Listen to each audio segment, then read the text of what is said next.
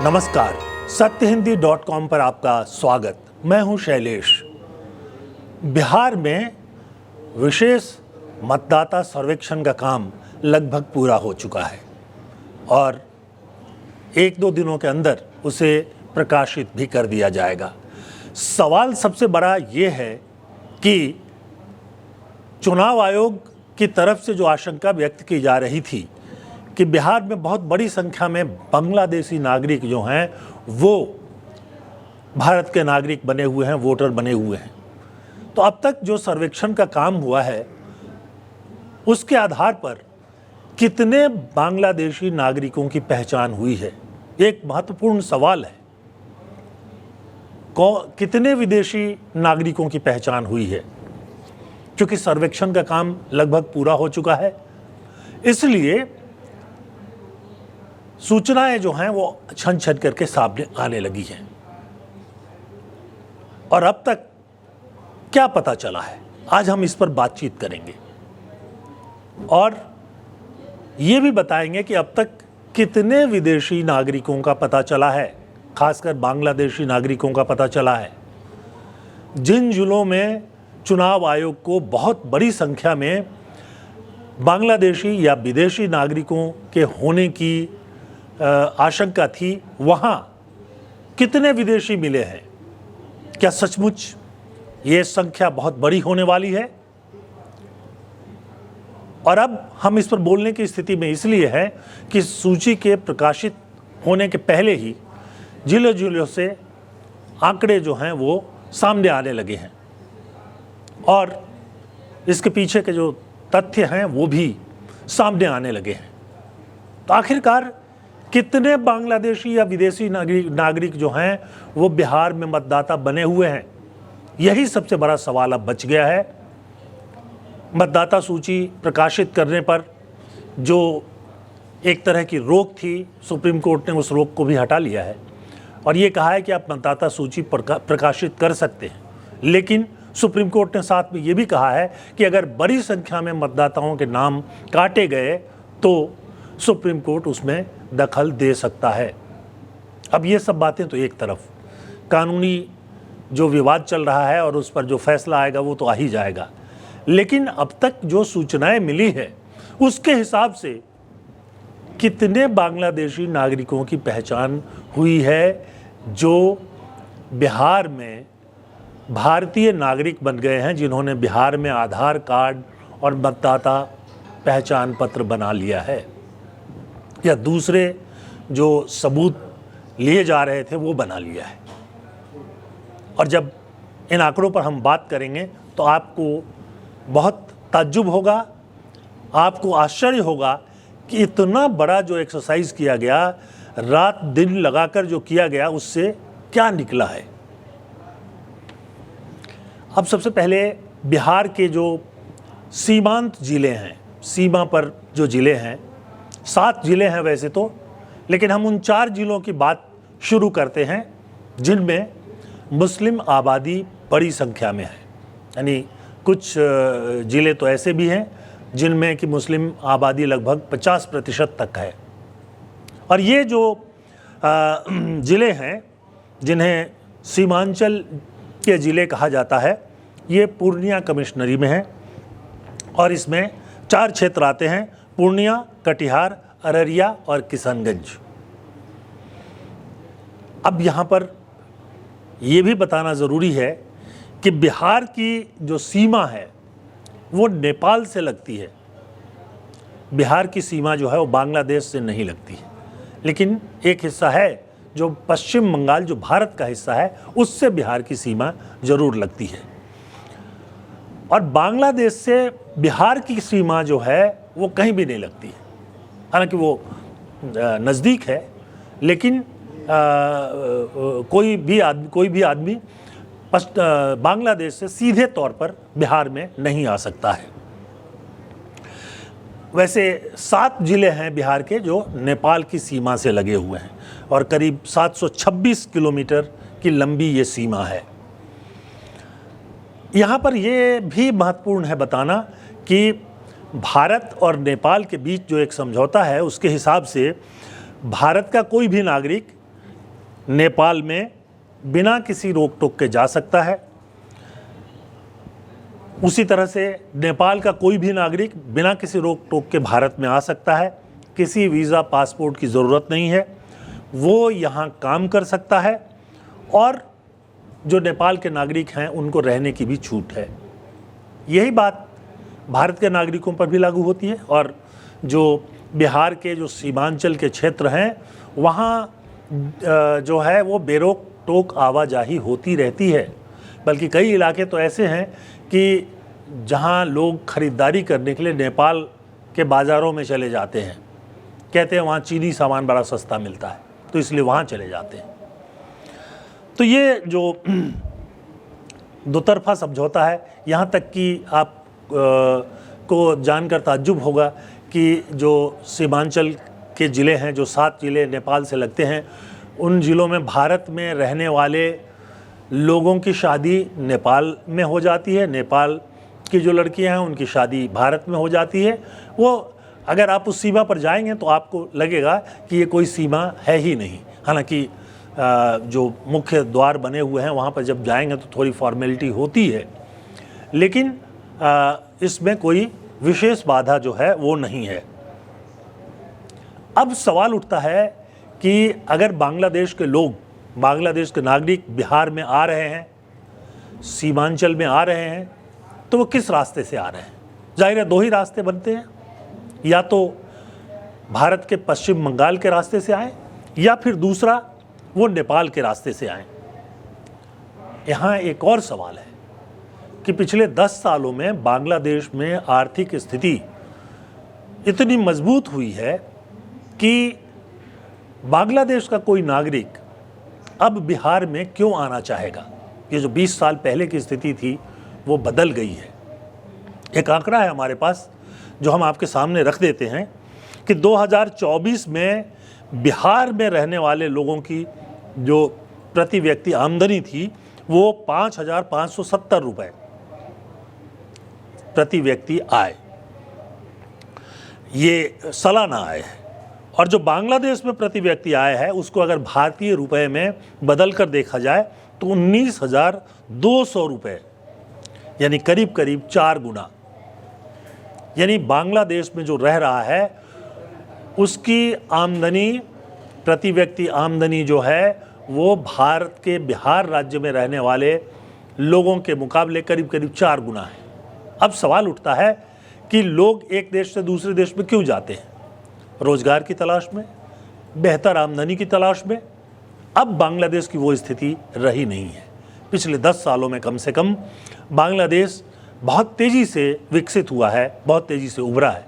आप जानते ही हैं कि बांग्लादेश का जो कपड़ा उद्योग है आज पूरी दुनिया में उसकी धाक है, और यूरोप और अमेरिका के बाज़ारों में जो कपड़े मिलते हैं उनमें बड़ी संख्या में बांग्लादेश में बने हुए होते हैं। तो एक तो आमदनी की बात आई, कितने लोग वहाँ से आएंगे और क्यों आएंगे जब बिहार में प्रति व्यक्ति आय कम है, यहाँ रोज़गार के अवसर कम हैं, बिहार में तो बिल्कुल ही कम है। वहाँ के जो बिहार के एक प्रमुख नेता हैं प्रशांत किशोर, जो पहले चुनाव प्रबंधन का काम करते थे, अब जो अपनी पार्टी बनाकर वहाँ चुनाव अभियान चला रहे हैं, उसमें वो लगातार यही बता रहे हैं कि बिहार को रोज़गार के अवसर उपलब्ध कराने चाहिए, कराने होंगे, और वो तरीके बता रहे हैं। खैर, उस पर हम अभी नहीं जाएंगे। अब जो बिहार में तर्क दिया जाता रहा है और जिसको कि जो व्हाट्सएप और सोशल मीडिया पे बहुत ज़्यादा फैलाया जा रहा है, उसमें ये कहा जा रहा है कि जो 4 मुस्लिम बहुल ज़िले हैं जिनका नाम हमने पहले ही लिया, ये ज़िले हैं पूर्णिया, कटिहार, अररिया और किशनगंज। इसमें जो अनुमानित वहाँ की आबादी है उससे ज़्यादा आधार कार्ड बने हुए हैं।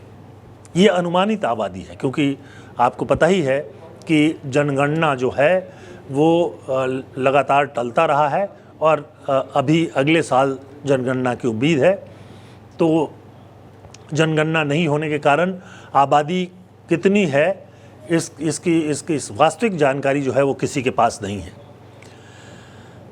लेकिन ये जो व्हाट्सएप यूनिवर्सिटी या सोशल मीडिया पे आरोप लगाया जा रहा है कि 4 ज़िले मुस्लिम बहुल ज़िले हैं, उसमें वहाँ अनुमानित आबादी से आधार कार्ड ज़्यादा बने हुए हैं, लेकिन एक आंकड़ा हमारे सामने है जिसके हिसाब से बिहार के जो 38 ज़िले हैं उनमें से 37 में जो अनुमानित वहाँ की जनसंख्या है उसके मुकाबले आधार कार्ड ज़्यादा बना हुआ है, आधार कार्ड की संख्या ज़्यादा है।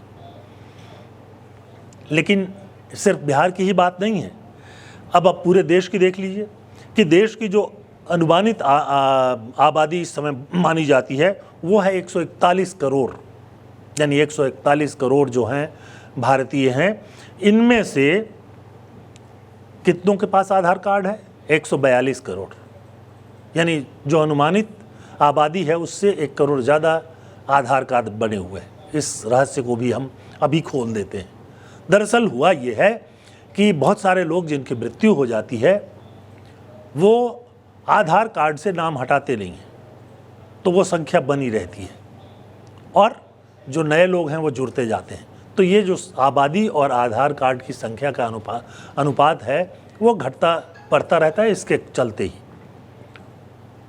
तो ये एक महत्वपूर्ण बात है जिसको समझना चाहिए। एक और आंकड़े की तरफ हम ध्यान देना चाहेंगे कि अभी तक कितने विदेशी नागरिकों को पकड़ा गया है जो कि बांग्लादेश या म्यांमार के नागरिक हैं। सारा मामला बांग्लादेश और म्यांमार के नागरिकों को लेकर चल रहा है और धर्म के हिसाब से देखें तो मुसलमानों को लेकर चल रहा है। तो कितने लोगों के बारे में सरकार के पास जानकारी आई और कार्रवाई हुई।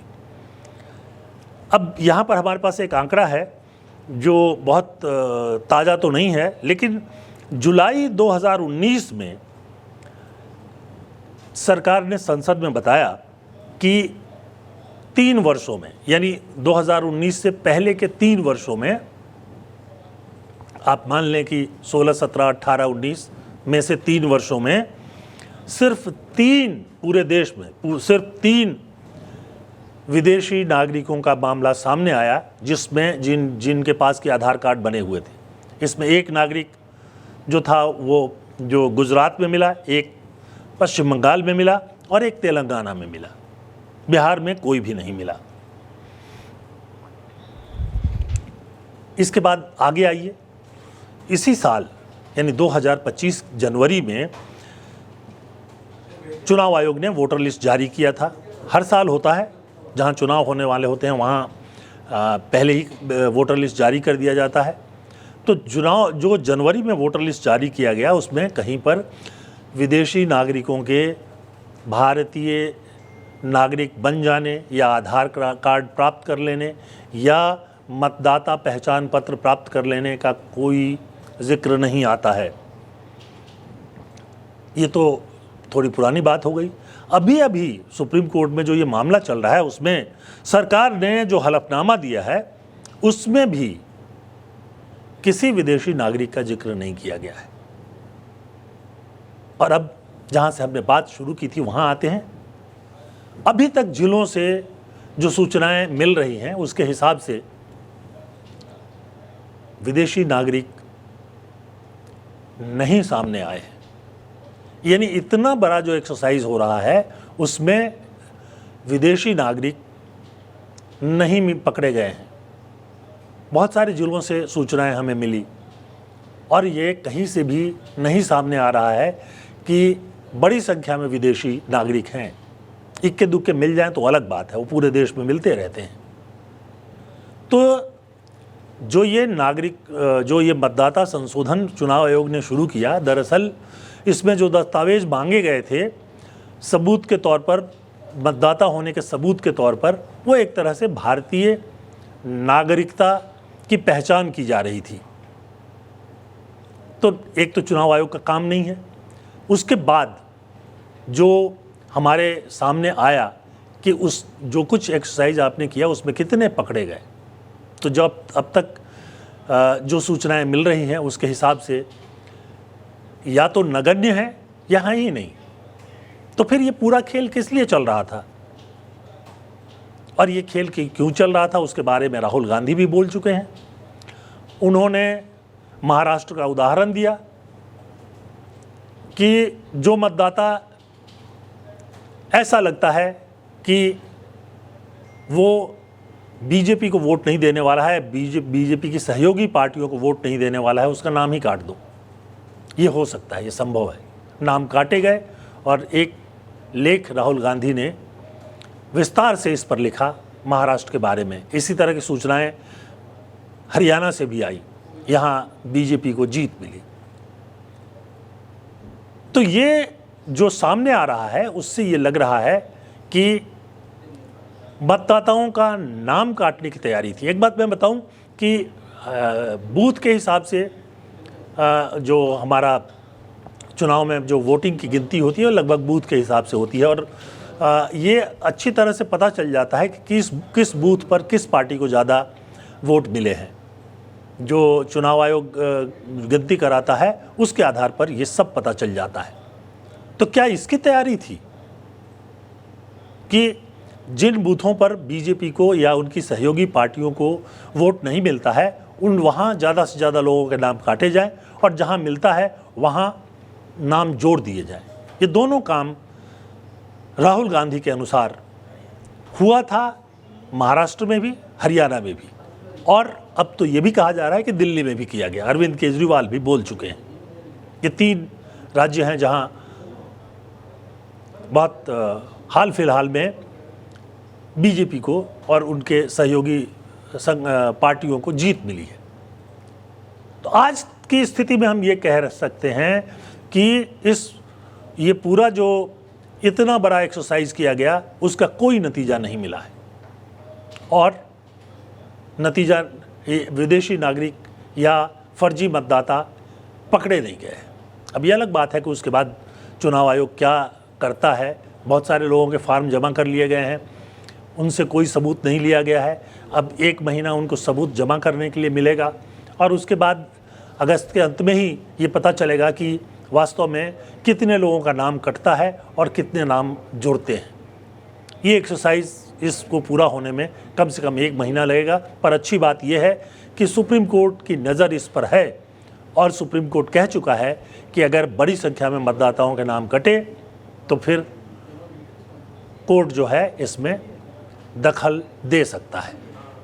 आज की बात बस इतनी ही, लेकिन हम आपको चलते चलते याद दिलाना चाहेंगे कि अगर आपने हमारा सत्य हिंदी का ऐप अगर नहीं डाउनलोड किया है तो कृपया कर लीजिए, सब्सक्राइब कीजिए, बेल आइकन जो है उसको एक बार बजा दीजिए ताकि हमारे प्रोग्राम के बारे में आपको सूचनाएं जल्दी से जल्दी मिल सके।